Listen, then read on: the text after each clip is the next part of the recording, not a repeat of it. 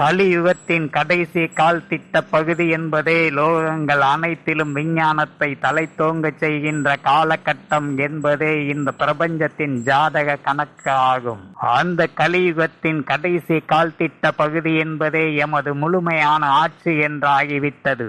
லோகங்கள் அனைத்திலும் பல்வேறு அவதாரங்களை எடுத்து விஞ்ஞானத்தை தலைத்தோங்கச் செய்கின்ற வேலையை அந்த கல்கி பகவானே செய்து முடிப்பான். கல்கி பகவானால் தலைத்தோங்கச் செய்யப்படுகின்ற அந்த விஞ்ஞானத்தை எல்லாம் நமக்கு சாதகமாக பயன்படுத்தி கொண்டு லோகங்கள் அனைத்தையும் சீரழிப்பதே நமது லட்சியமாக இருக்க வேண்டும். எங்கு பார்த்தாலும் போராட்டம், எங்கு பார்த்தாலும் கலவரம், எங்கு பார்த்தாலும் ஜாதி சண்டை, எங்கு பார்த்தாலும் மதவெறி கொலை, எங்கு பார்த்தாலும் லஞ்ச லாப கணக்கு, எங்கு பார்த்தாலும் ஊழலுக்கான கைது வழக்கு, எங்கு பார்த்தாலும் கேளிக்கை விபச்சாரம், எங்கு பார்த்தாலும் கொலை கொள்ளை, வீட்டுக்கு வீடு விவாகரத்து, சந்துக்கு சந்து கள்ளக்காதல். இதுவே நமது செயல் திட்டமாக இருக்க வேண்டும் என்றே சாத்தான் தனது கூட்டத்தினரின் முன்னால் நின்று சூளுரைக்கின்றான். ஒரு தாயின் கற்பத்தில் வந்து கருவான பிறகு சாதாரண அந்த மனித ஆத்மாக்கள் தொடங்கி தேவ ஆத்மாக்கள் மட்டுமல்லாமல் தெய்வங்களின் ஆத்மாக்களும் அவற்றின் முற்பிறவி சிந்தனைகளோடும் ஆற்றலோடும் பிறந்து வந்துவிட முடியாது என்பதுதான் பிரம்மாவின் படைப்பு விதிகளில் ஒன்றாகவே இருக்கின்றது.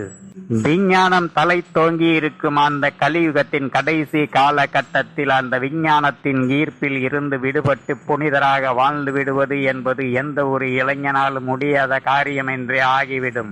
எங்கு பார்த்தாலும் கன்னியர்கள் காளையர்களின் காதல் லீலைகள், ஆசை அடங்காதவர்களின் கள்ளக்காதல்கள், கேளிக்கை விபச்சாரம் என்றே ஆகிவிடுகின்ற அந்த கலியுகத்தின் கடைசி காலகட்டத்தில் ஓர் இளைஞன் அந்த பெண் பக்கத்தின் மோகத்தை எல்லாம் மறந்துவிட்டு தவநிலையிலே வாழ்ந்து விடுவது என்பது முடியாத காரியம் என்றே ஆகிவிடும்.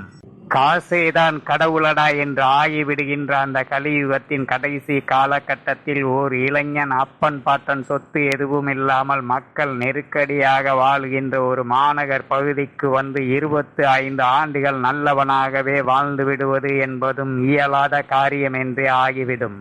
கலியுகத்தின் கடைசி காலகட்டத்தில் லோகத்து மாந்தர்கள் அனைவரின் மனதிலும் குடிகொண்டு இருக்கின்ற வரத்தை யாமே பெற்றிருப்பதால் அந்த கலியுகத்தின் கடைசி காலகட்டத்தில் வந்து அவதாரம் எடுக்கின்ற அந்த கல்கியின் மனதிலும் யாமே குடியிருந்து அவனை எந்தெந்த வழிகளில் எல்லாம் சீரழிக்க முடியுமோ அந்தந்த வழிகளில் எல்லாம் சீரழிக்கின்ற வேலையினை செவ்வனே செய்து முடித்து விடுவோம்.